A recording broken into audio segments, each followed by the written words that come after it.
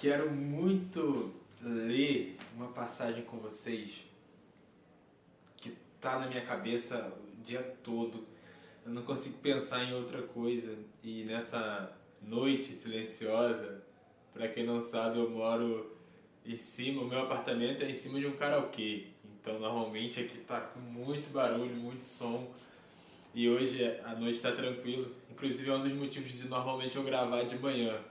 Então eu acordo cedo, gravo, compartilho com vocês, então vocês vão perceber que em alguns vídeos eu tô bem cansado, assim, bem sonolento, né?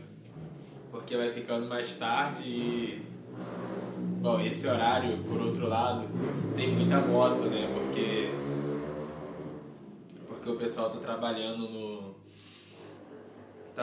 nas entregas da vida, né? Graças a Deus. Agora, sem mais delongas, nós precisamos falar de Efésios capítulo 1. Efésios capítulo 1, versículo 3. E eu não planejei até onde eu vou ler, então eu vou lendo e vou desenvolvendo junto com vocês.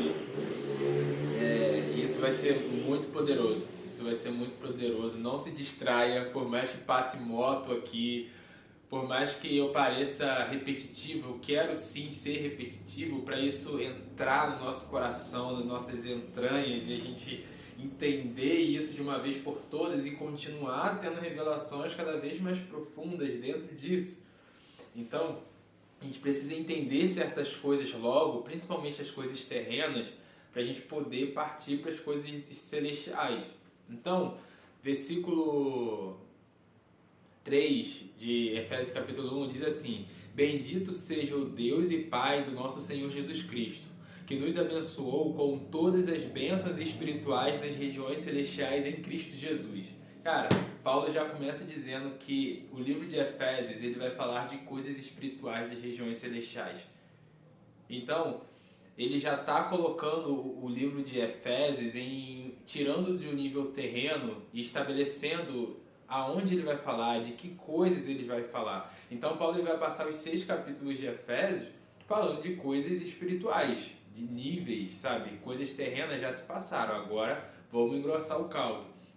E ele começa dizendo que Deus, ele é Deus e ele é o Pai do nosso Senhor Jesus Cristo. Então ele começa nos apresentando o Pai e nos apresenta o Filho. E ele diz que ele já nos abençoou com todas as bênçãos espirituais nas regiões celestiais. Todas as bênçãos.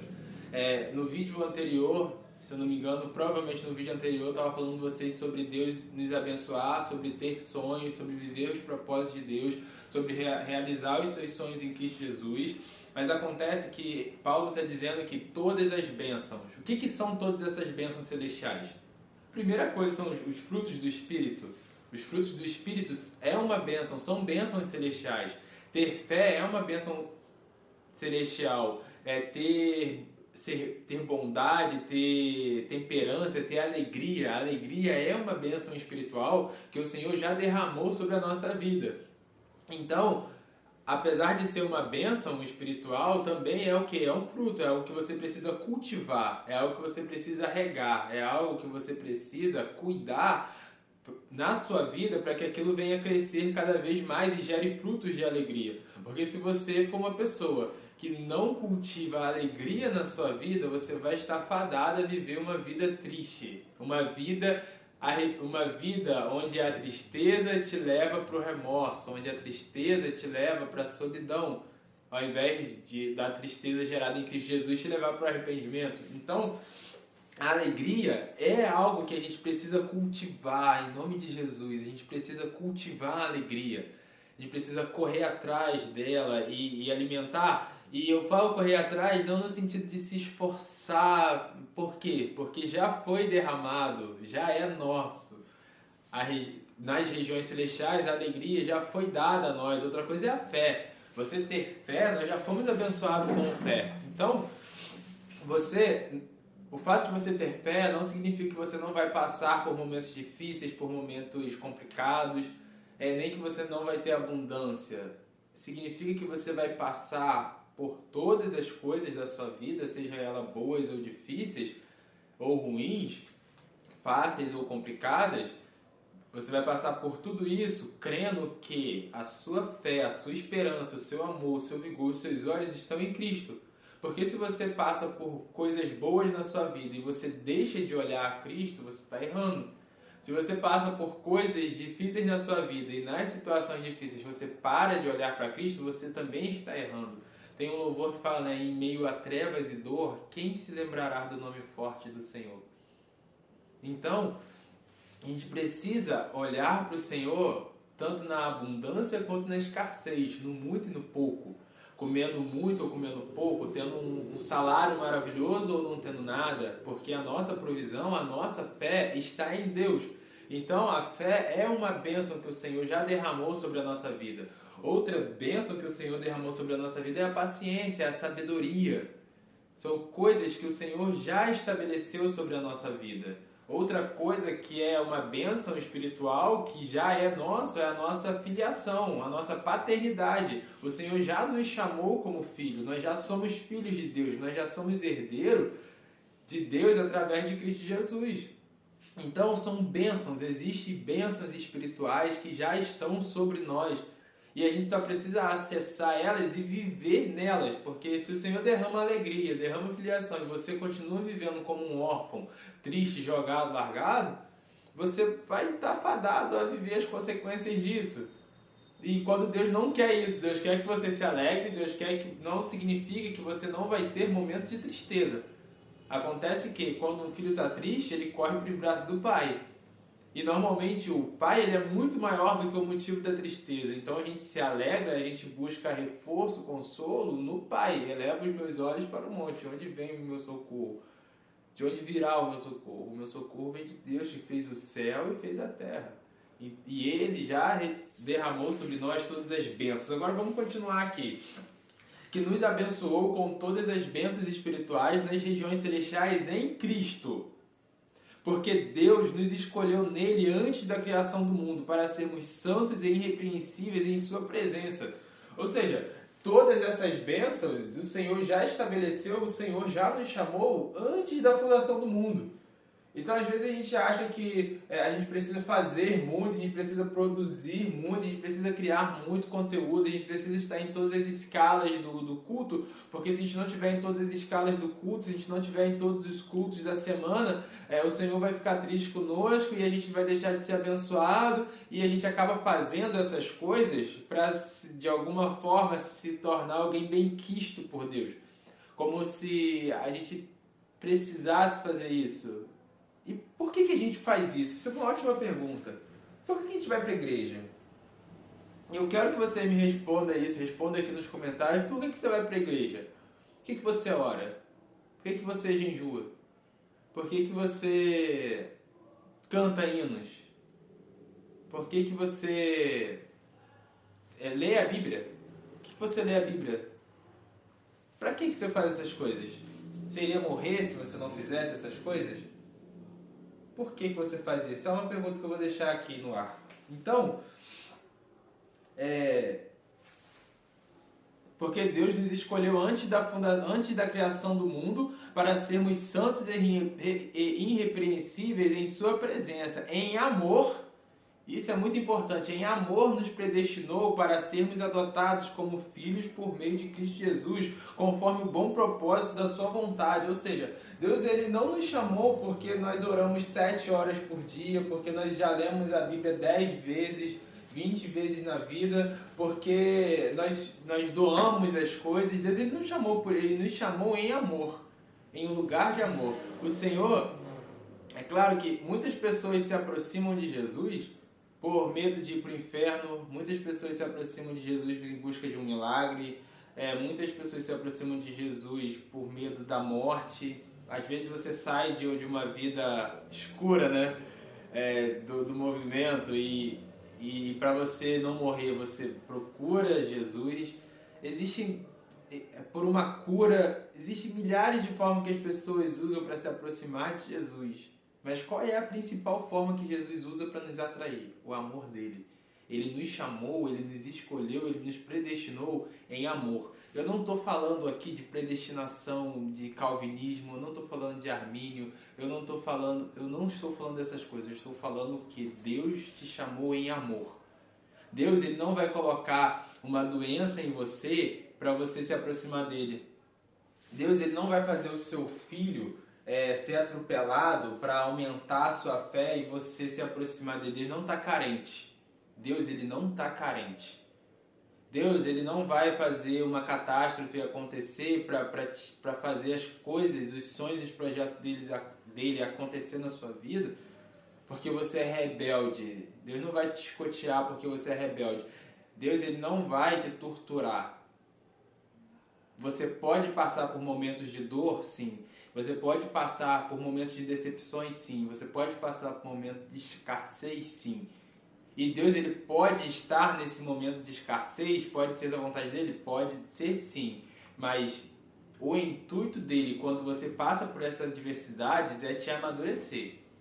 Porque Jesus, Ele aprendeu maturidade em tudo que Ele sofreu, tudo que Ele passou. Ele teve que aprender maturidade. E se Deus não poupou o seu próprio Filho, Ele não vai nos poupar. E nós cresceremos em amor, nós cresceremos em maturidade, nós passaremos por todas as situações difíceis que forem colocadas diante de nós. Porque nós vamos crescer, para a gente não ser filho mimado, para a gente não cair, não ficar abalado com qualquer situação ruim que aconteça na nossa vida. Entendeu? Então, em amor, nos predestinou para sermos adotados como filhos. Deus, Ele nos chamou para sermos filhos. Ele não está procurando alguém para ficar cantando para Ele no domingo. Ele não está procurando alguém para ficar fazendo marketing dele. Ele não está procurando alguém, Ele não nos chamou para a gente ficar promovendo o nome dele em troca de alguma coisa. Ele nos chamou para ser filho. E o filho, quando ele está dentro de casa, ele não pergunta quanto que é o prato de comida. O filho, quando ele está dentro de casa, ele não pergunta se ele passou muito tempo no banho. O filho, quando ele está dentro de casa, ele não calcula as coisas. O filho, quando ele está dentro de casa, ele é. Ele faz as coisas porque ele é. Ele entra de um cômodo para o outro, ele abraça o pai. Às vezes ele faz uma besteira, o pai abraça, o pai corrige. Porque o pai que ama corrige o filho. Então, Ele nos chamou, nos adotou como filhos. Então, você é filho. Então, a conversa aqui é de um pai para com seus filhos. Isso é um outro rolê que eu vou voltar em algum momento. Mas para sermos santos e irrepreensíveis. Então, existe essa direção. Nós vamos alcançar esse lugar de santidade e nós vamos alcançar esse lugar de sermos irrepreensíveis diante de Deus. Nós vamos alcançar isso. Agora, adotados como filhos por meio de Cristo Jesus. Então, mais uma vez, por meio de Cristo Jesus. Nós vamos voltar nisso. Conforme o bom propósito da sua vontade. Ou seja, Ele quis. Foi da vontade dEle, gente. É isso. Ele não tinha obrigação nenhuma. Ele quis. Simplesmente isso. Para o bom propósito da sua vontade, para o louvor da sua gloriosa graça, o qual nos deu gratuitamente no amado. Então, todas essas bênçãos espirituais, essa adoção, foi nos dado de forma gratuita. Não significa que não custou. Custou. Custou o quê? Cristo. Porque se não fosse Cristo, nós estaríamos ainda sendo inimigos de Deus. Se não fosse Cristo, nós estaríamos distantes do Pai. Se não fosse Cristo, nós estaríamos aqui, capítulo 2. Vamos pular. Se não fosse Cristo na nossa vida, olha a situação que nós estávamos. Vocês estavam mortos em transgressões e pecados, nos quais costumavam viver, quando seguiam a presente ordem deste mundo e o príncipe do poder do ar, o espírito que agora está atuando nos que vivem na desobediência. Anteriormente, todos nós também vivíamos entre eles, satisfazendo a vontade da nossa carne, seguindo os desejos e pensamentos. Como os outros, éramos, por natureza, merecedores da ira. Nós estávamos nesse lugar. Nós estávamos vivendo em nossas transgressões e pecado e tudo bem. Nós achávamos normal. Nós estávamos confortáveis vivendo na desobediência. E Paulo vai dizer que ainda existem pessoas que vivem, sabe, nesse lugar. E nós éramos direcionados, nós éramos guiados pelos nossos pensamentos e nossos desejos. Nós éramos guiados pela nossa alma, os nossos sentimentos que conduziam a nossa vida. Os nossos sentimentos, as nossas emoções, os nossos desejos que diziam se nós iríamos ter um dia bom ou um dia ruim. Nós estávamos escravizados. Nós éramos escravizados. E pior do que ser escravizado, nós estávamos confortáveis nesse lugar de escravidão. Nós estávamos confortáveis nisso. Então, foi Cristo Jesus que nos tirou desse lugar de graça. Ele, gratuitamente, Ele nos tirou desse lugar, mas custou. Custou. Versículo 7. Nele temos a redenção, é o que eu acabei de falar. Nele temos a redenção por meio do seu sangue. Então, o sangue de Cristo nos trouxe redenção e perdão dos pecados, de acordo com as riquezas da graça de Deus, o qual Ele derramou sobre nós com toda a sabedoria e entendimento. Isso é muito importante, que Deus Ele não fez isso porque Ele estava emotivo, porque Ele estava emocionalmente instável, porque Ele estava carente, porque Ele precisava de atenção. Deus Ele não fez isso, ele fez isso com toda a sabedoria e entendimento. Então, quando Cristo Ele nos tira dessa vida aqui, que nós costumávamos viver, que os nossos antepassados viviam e nós adorávamos viver lá, Ele fez isso com entendimento. Ele sabia que Ele ia vir para a terra, Ele sabia que Ele ia passar por todas as coisas, Ele sofreu, Ele sentiu. Se você sente depressão hoje, Cristo Ele sangrou. Se você sente ansiedade hoje, Cristo Ele sangrou. Se você sente dor, Cristo Ele sentiu essa dor mais profunda ainda. Se você sente que às vezes você está afastado, que você está distante de Deus, Cristo na cruz, sabe que Ele fala: Pai, por que me desamparaste?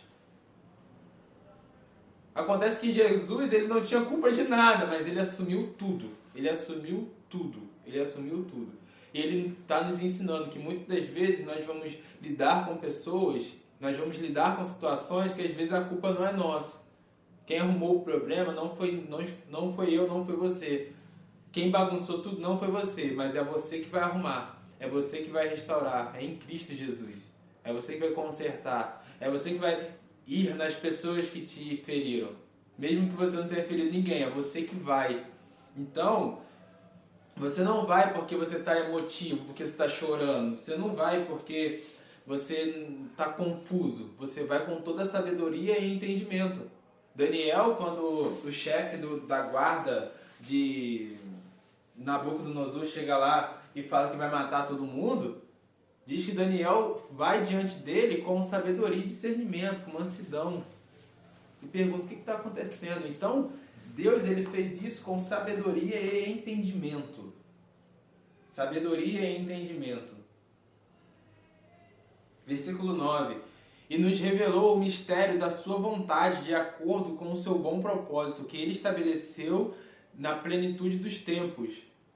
Que Ele estabeleceu em Cristo. Pulei uma linha inteira. E nos revelou o ministério da sua vontade de acordo com o seu bom propósito que Ele estabeleceu em Cristo. Isto é, de fazer convergir em Cristo todas as coisas celestiais ou terrenas na dispensação da plenitude dos tempos. Ou seja, tudo se converte em Jesus. Isso é maravilhoso, porque tudo se converte em Jesus. Cara, se todas as bênçãos espirituais já foram estabelecidas, já foram liberadas na sua vida, todas as bênçãos terrenas estão sobre você, você tem autoridade para acessar esses lugares, você vai realizar seus sonhos. Deus não é contra você ter uma casa, Deus não é contra você ter um carro, você ter muitos filhos, Deus não é contra você ter todos os dons espirituais, Deus não é contra você ter todos os frutos do Espírito Santo, Deus não é contra você andar sobre as águas, Deus não é contra você ser muito rico, Deus não é contra você ter uma vida simples. Deus não é contra a você não querer fazer uma faculdade, Deus não é contra a você trabalhar de CLT, Deus não é contra você ganhar um salário ou ganhar 1 milhão, Deus não é contra. Acontece que todas essas coisas, sejam terrenas ou celestiais, precisam convergir em Jesus, precisam encontrar com Jesus, precisam apontar para Jesus. Então a sua paciência, a sua temperança, a sua alegria, a sua bondade precisa apontar para Cristo. A sua condição financeira precisa apontar para Cristo. Você trabalhando em um emprego onde você ganha pouco, onde você ganha muito, isso não importa. O que importa é a sua profissão, o seu trabalho, a sua faculdade, os seus estudos estão apontando para Cristo. As suas virtudes, aquilo que você está fazendo crescer dentro de você, longanimidade, ser uma pessoa séria, falar a verdade, ser uma pessoa que faz o que fala, que dá valor à palavra, sabe? Essas coisas precisam todas apontar para Cristo, precisam convergir em Cristo Jesus.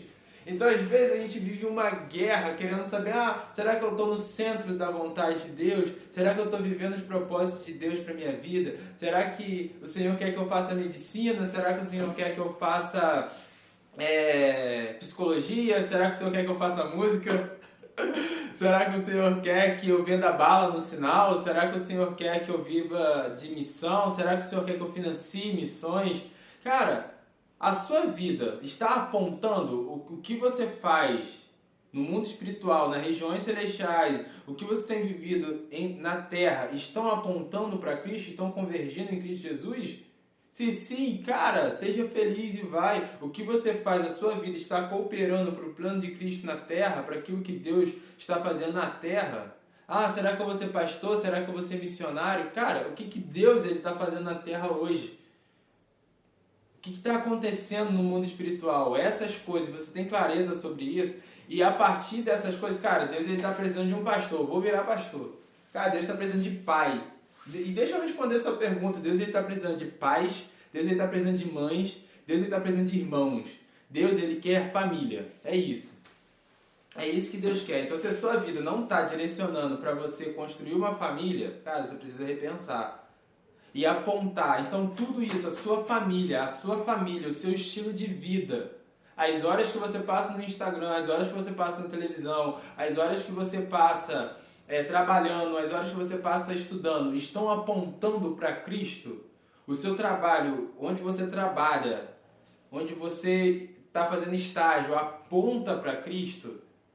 Porque todas as coisas precisam convergir em Cristo Jesus. E Ele quer isso, é o plano dele. Então, não existe resistência. Não existe resistência. Talvez você está lá, você quer passar em um concurso para ser militar. E você já perdeu 4 vezes. Cara, faça a 5ª, 6ª, 7ª vez, continua fazendo. Entendeu? Mas eu fiz 10 vezes e não deu certo e eu virei médico. E eu virei pedreiro. Cara, as obras, as casas que você constrói apontam para Cristo? É isso.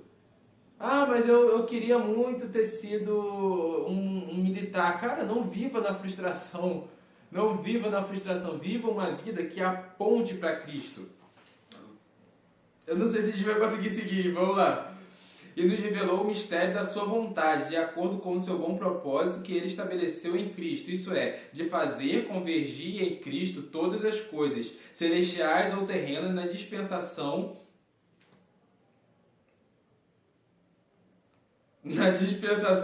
da plenitude dos tempos. Nele fomos também escolhidos, tendo sido predestinados conforme o plano daquele que fez todas as coisas segundo o propósito da sua vontade, a fim de que nós, os que primeiros esperamos em Cristo, sejamos para o louvor da sua glória.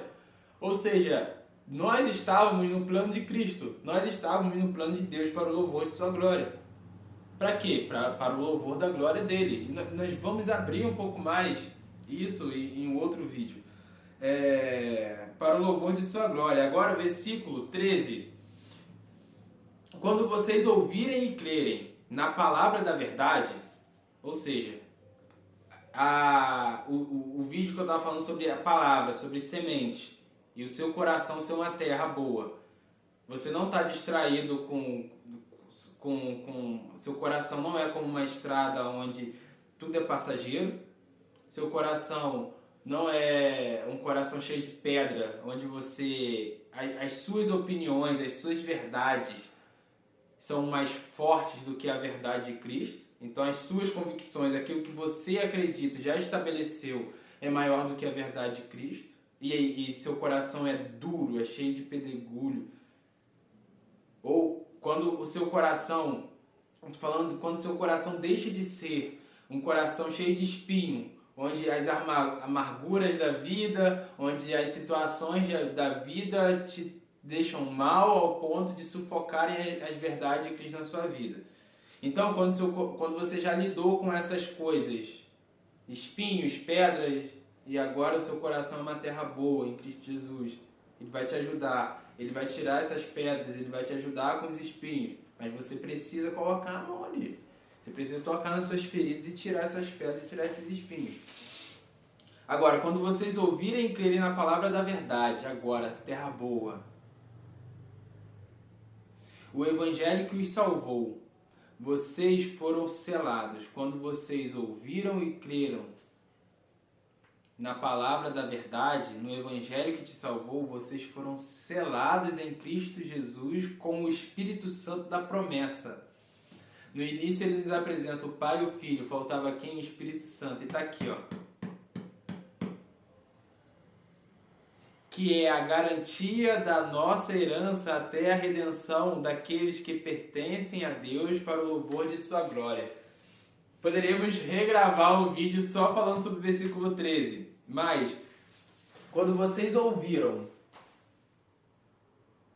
quando vocês creram na palavra de Cristo Jesus, que é a nossa salvação, o Espírito Santo nos selou com Cristo Jesus. Você está selado como um selo em meu coração, Cantares, né? Me põe como um selo. Vocês foram selados em Cristo Jesus. E qual é a garantia que nós vamos viver tudo isso que está aqui? O Espírito Santo. O Espírito Santo que é a garantia da nossa herança. O Espírito Santo que é o cumprimento da promessa. É o Espírito Santo, então se relacionem com o Espírito Santo. O Espírito Santo, ele não é um arrepio, ele não é uma capital, um estado. O Espírito Santo, ele não é uma sombra, um vulto, um calor. O Espírito Santo é Deus, o Espírito Santo é o Espírito de Deus. E ele nos sela. Ele nos sela em Cristo Jesus e nos garante que todas as bênçãos já foram derramadas sobre nós nas regiões celestiais. Ele nos garante que todas as coisas vão convergir em Cristo. Ele nos garante que os frutos do Espírito vão ser cultivados em nós. Ele nos garante que teremos paz em meio à guerra. Ele nos garante que seremos fortes durante a guerra porque cremos em Cristo Jesus. Ele nos garante a salvação. Ele nos garante a intimidade. O Espírito Santo é aquele que conhece o nosso coração e é aquele que conhece as coisas que estão ocultas e íntimas no coração de Deus. O Espírito Santo é o que Jó diz, ele é o meu amigo. E o que é esse meu amigo? O que é um amigo? O que é uma amizade? Amizade é aquele cara, é aquela mulher, é aquela pessoa que te conhece tão intimamente que sabe todas as suas mazelas, sabe todas as suas qualidades, sabe todos os seus defeitos, sabe todas as doenças que você já passou e permanece do seu lado.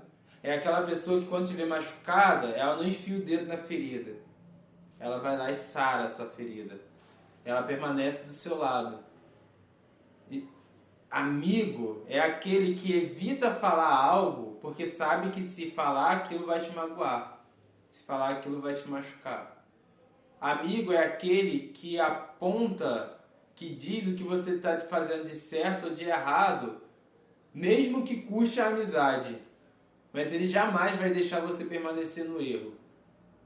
Amigo é aquele que quando vê que você está por um caminho ruim, ele fala, cara, não vai por esse caminho. Cara, você falou isso, você fez aquilo, você não deveria ter feito. Isso é amigo. Isso é amigo. Bajulação, temos um monte. Pessoas omissas, temos um monte. Porque tem um monte de gente omissa que não fala as coisas para não criar um mal-estar. Mas se a pessoa, ela realmente se preocupa com você, ela é seu amigo, ela vai te chamar e ela vai falar, cara, você está fazendo assim, você está agindo assado. Você não pode fazer isso. Amigo não é só aquele cara que topa tudo. Amigo não é só aquele cara que topa os rolês mais malucos. Amigo não é só aquele cara que tá em todos os cultos, queimando no culto, sabe? Mas quando... Gente, o vídeo parou. Mas amigo é quando vê que você tá indo para um caminho de treva, continua do seu lado. Continua ao seu lado. Então, o Espírito Santo é isso, cara. O Espírito Santo ele é o nosso amigo. O Espírito Santo ele é o nosso intercessor. O meu intercessor é o meu amigo, como Jó diz, né? O meu intercessor, ele é o meu amigo. Ele nos selou com Cristo e ele é a nossa garantia das promessas de Deus, da promessa que Cristo vai voltar. Ele é a garantia que Cristo vai voltar. Meu Deus do céu, eu poderia ficar repetindo isso a noite toda. O Espírito Santo é a garantia que Cristo vai voltar. Ele é a garantia que Ele foi preparar um lugar para nós. Ele é a garantia que nós nos assentaremos ao lado dEle. Ele é a garantia que nós entraremos em um tempo, em um lugar onde não haverá ranger de dentes, onde não haverá choro, onde o mar já não existirá mais, onde não terá abismo. Ele é a garantia que nós um dia iremos viver plenamente o amor de Deus todos os dias da nossa vida. Ele é a garantia que, da mesma forma que Cristo andou com os discípulos aqui na terra, da mesma forma que João colocou os ouvidos no peito de Jesus e ouviu as batidas do seu coração, Ele está conosco hoje. Ele está próximo de nós hoje, da mesma forma que Ele estava próximo dos discípulos. Jesus, ele não está lá no céu e nos abandonou, não. O Espírito Santo é a garantia que Jesus está aqui. Que Jesus está aqui. Meu Deus! Meu Deus!